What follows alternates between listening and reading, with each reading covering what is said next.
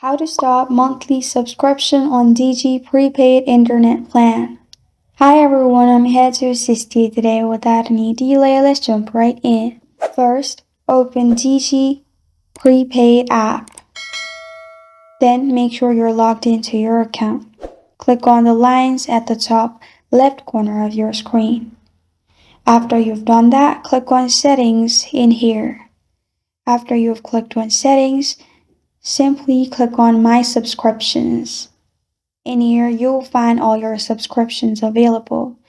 You will find your monthly subscription. Simply click on it to turn it off. Make sure the circle is on the left side. After you click on it, it will show successfully unsubscribed. This is how to stop monthly subscription on Digi Prepaid Internet Plan. Thank you for joining me today. If this video helps you out, please leave a like and subscribe for more. Got a question or want to suggest a topic? Comment below. Thank you for watching.